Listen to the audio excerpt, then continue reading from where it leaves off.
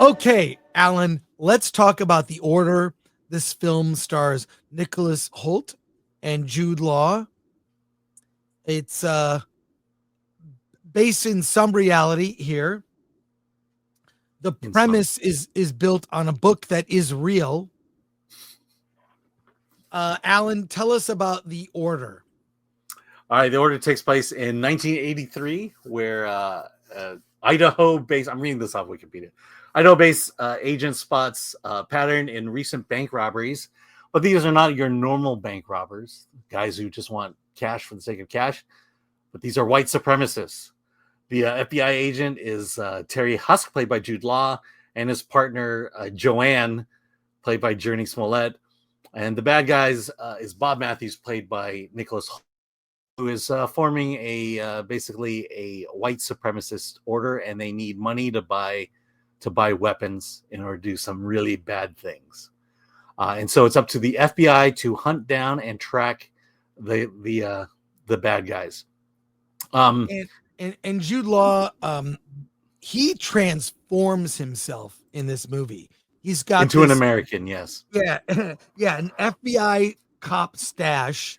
He's dealing with health issues.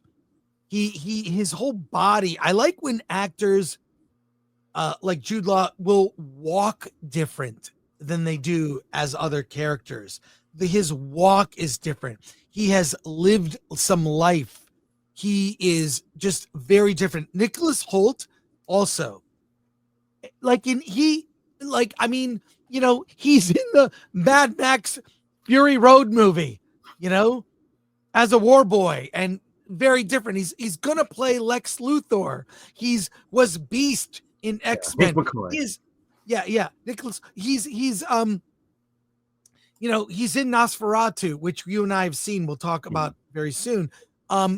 I love Nicholas Hoult. I think he's great. So 2 powerhouse performances in this film. So, and the premise of it, basically taking down these group of white supremacists are knocking off banks and getting money so they can overthrow the government. That's the ultimate plan. And they have a plan. And there's this novel that kind of explains how it could be done. That's real. Okay. So I think it's a very good thriller, top-notch performances that turns into almost a Heat-like rivalry between Nicholas Holt's character and Jude Law's. So it kind of ruins it, though, because you know what I'm going to say. So I'm all in. This thing, I'm like, oh, it's action, it's thrilling, it's dark.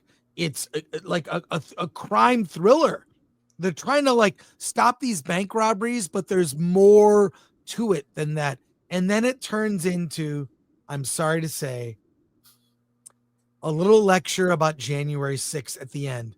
Now, it was only at the end. If you literally stop reading the credits, don't watch the credits, a very good movie. But a little thing about this, remember these dangers, this could happen. So it bugged me that it went that way. But up until that, an 8 out of 10 for me.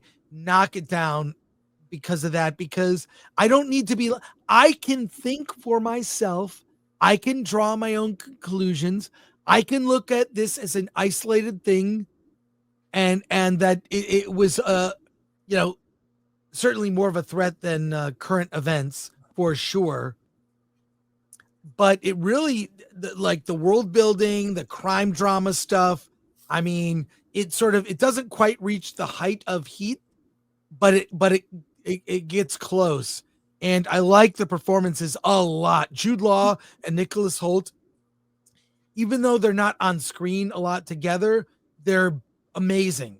So it still gets a recommend with a, I groaned when I saw it. I knew where it was going to go. I predicted, but I did enjoy it enough to recommend it. Alan, what did you think of The Order? Yeah, I don't think I enjoyed it as much as you. It was okay. I felt like it was a bit by the numbers. You're right in that Jude Law and Nicholas Hoult are very good in this movie. Yeah. But I'm like, it's like if I go on my shelf, there's going to be Mississippi Burning, there's going to be A Time to Kill. And I just can't see myself putting The Order up next to those and be a movie that I'm going to watch a lot. Like I have the other two. And it just seems like it was a fairly by the book story that we've seen this before. And it's just this overlay of 80s white supremacy, which quite frankly, I didn't see a whole lot of in the 80s, but I lived in California at the time. So yeah, I'm okay with the movie. I'm just not going to give it a glowing recommendation. I've seen a lot of movies like this that I had fun with, and that's just going to fall in that category. Well, the thing that put it over the top for me were the performances. I think Jude Law is just, and also having seen Jude Law in Skeleton Crew, completely different thing. Yeah. Like, I mean, he's so different between the two roles. So I liked it better. But again, I groaned at the end when the movie felt the need, not a spoiler, felt the need in the post-movie text to lecture about the dangers of the now. I don't think this is as much of a problem as people are making it out to be. I think it's being used for nefarious purposes, for propaganda. So that it feels the need to, editorialize at the end. Don't editorialize. Just tell a story. That's all you need to do. And I felt the story they told was very good. Then they needed to editorialize. Huge mistake, knocks it down for me. I mean, I'll counter that in this way. I don't think it was conspiratorial. I think it was, what I'm learning now is that a lot of my left-leaning friends just believe that everyone thinks that January 6th was as bad as they think it was. And so therefore everyone agrees with me that January 6th was an awful event. So I'm going to make this movie because I'm going to ride that wave with this movie. And so I'm going to, it comes close to those ideas. And then I'll just throw in an actual connection to January 6th at that point. So I don't think it was conspiratorial. I think it was just misguided political rhetoric.